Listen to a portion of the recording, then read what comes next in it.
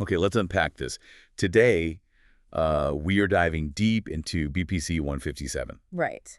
And if you look at the sources, I mean, this synthetic peptide, it sounds almost like a miracle key to healing, reversing damage, fixing joints. Mending the gut, speeding recovery. Yeah. Yeah, the promises are huge. Exactly. Biological shortcuts. But, and here's the concept we found, it's also described as, well, an absolute FDA nightmare. And that's the collision, isn't it, between what we're seeing in, let's say, preclinical studies and what the regulatory bodies actually demand for human use. So our mission here is to look at that, weigh the genuinely impressive animal results against this total void of human safety data. And the regulatory chaos that follows from that void. It's quite the situation. Okay, so starting with the claims, Yeah. they are extraordinary. We're talking reversal of serious damage, radically faster recovery times. Yeah, the sources really paint a picture of it being almost like a reset button for damaged tissues. And is there any truth to that, based on the research? Well, yes and no. The potential is demonstrated, but we have to be super clear.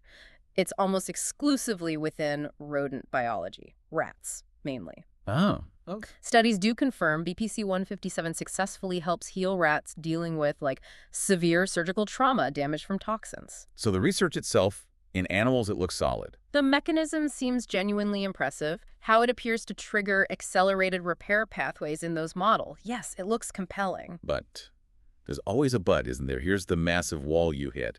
If it works so well in rats, why isn't it being fast-tracked for people? What's the immediate red flag? It's the mechanism itself, ironically. The very thing that makes it look good in rats raises concerns for humans. How so? Well, activating growth and repair pathways fundamentally involves cell division and growth. That's how tissues repair. Okay. The huge flashing red light is stimulating these powerful pathways, potentially, light a fuse for uncontrolled cell growth in humans, like cancer. And we just don't know. We have zero long-term human safety data, zero. So the cancer risk, other long-term effects, it's all completely unknown territory, a total black box. Which explains the regulatory reaction then. Yeah. It's intense. It's not just a quiet warning. Not at all. This stuff is outright banned by BPC-157, the World Anti-Doping Agency, so no athletes. And it's on military do-not-use lists, too. Exactly. That level of restriction from major organizations, it tells you something about the perceived level of unknown risk. So what's the official FDA line? They classify BPC-157 as an unapproved new drug. Simple as that. It cannot be legally marketed or sold as a dietary supplement. Full stop. And they have specific worries. Yes. The documents mention concerns about things like peptide-related impurities in manufacturing, which is common with these compounds, and critically, immunogenicity. Meaning? Meaning the risk that your immune system sees this peptide as foreign and attacks it, potentially causing, well, a harmful immune reaction, again, untested in humans. Okay.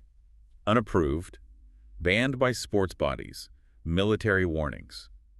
Yet I can go online right now and probably find it. How does that work? This legal gray zone. Yeah. That's the tricky part. Companies often start by selling it under the guise of, for research purposes only, not for human consumption. A loophole. Sort of. Initially, they might avoid making direct health claims, but the moment they cross that line, the moment they say, this will fix your knee or this will heal your gut, Then what? then they're making therapeutic claims for an unapproved drug. And under FDA regulations, that's called misbranding. That's when they're clearly operating outside legal boundaries. So it relies on enforcement, basically. Pretty much, and sellers walking a very fine line, often stepping over it. Right. So wrapping this up, what does this mean for you, the listener, trying to make sense of this? BPC-157 seems like this perfect molecular contradiction. It really is. You've got this powerful, biologically interesting tool based on animal studies. Running headfirst into the absolute non-negotiable requirement for proven human safety. Safety we just don't have. Precisely. Yeah. And it leaves you with a really important question to consider, not just for BPC-157, but for any experimental compound like this you might hear about. Because Given that sheer lack of human data, how do you evaluate it? What criteria should you use to decide if something is a genuine shortcut to healing, or if, realistically, you might just be signing up for an unlicensed, unmonitored human trial? Potential versus the profound unknowns. Something to definitely think about.